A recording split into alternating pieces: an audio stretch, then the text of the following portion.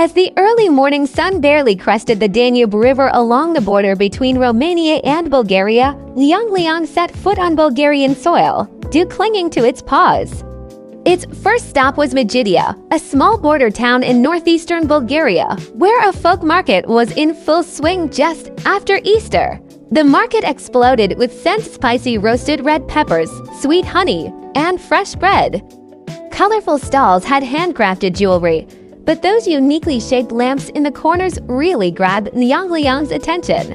Sneaking over to a handicraft stall, it saw an elderly grandmother with white hair sitting on a small stool, twisting a glass tube in her hands.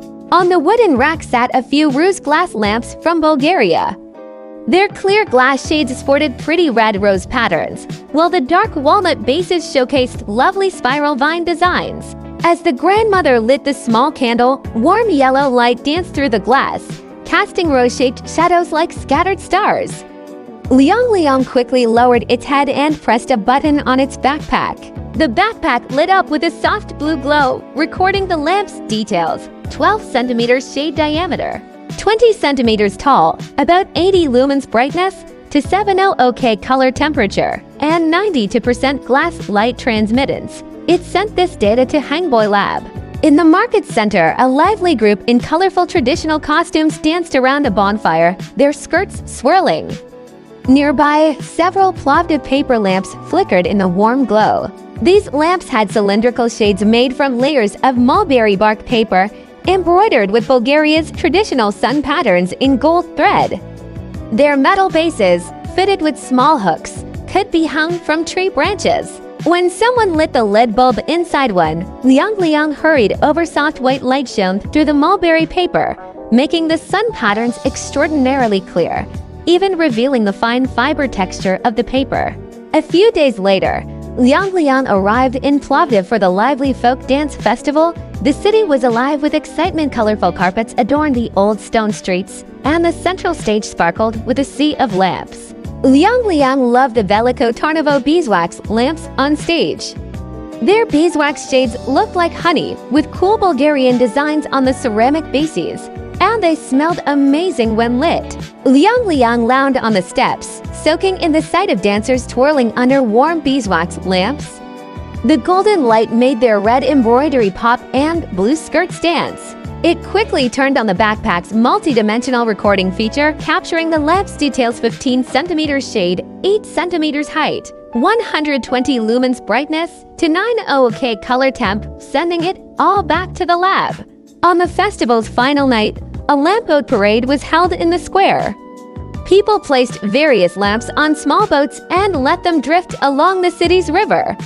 Liang Liang followed the crowd to the riverbank and spotted a special Varanasi glass lamp. The shade, made from recycled sea glass in soft blue and green, cast colorful spots everywhere. The base, crafted from seashells, had a little bell that jingled softly as the boat rocked. Liang Liang squatted on a riverbank rock, watching the lamp drift on the water. Light filtered through the sea glass and reflected in the river, like a flowing rainbow. It quickly recorded the data: sea glass shade thickness of 3 millimeters, 95 lumens brightness, 32 OK color temperature, and solid wind resistance, sending all this info and footage back to the lab. Data was pouring into HENGBOYI laboratory, and the engineers were pumped. Check out the rose glass lamps. 92% transmittance, way better than our string lights at 85%. We can learn from it. The team huddled around the screen and quickly came up with a fun plan for the string lights. Use glass-like materials for the bulbs, add a cozy warm light mode like beeswax lamps, and create textured surfaces to make the light softer and more colorful. During its time in Plovdiv, Liang Liang also joined a local handmade lamp workshop, guided by a young craftsman. It dipped a paw in paint and drew a tiny cat paw on a piece of mulberry bark paper. Crooked as it was, the craftsman smiled, glued it onto a mini paper lamp, and gave it to Liang Liang. That night, Liang Liang walked through the old town's alleys with its mini lamp glowing alongside its colorful string lights, like carrying a little lantern of its own. Standing in a small border town in southern Bulgaria, Liang Liang gazed toward Greece. In its backpack, It stored the last batch of data collected in Bulgaria, the parameters of the mini paper lamp from the craftsman. The colorful string lights on its backpack glowed warmly, bidding farewell to the city. With light steps, it set off to the next country, eager to discover more magical lamps and beautiful stories.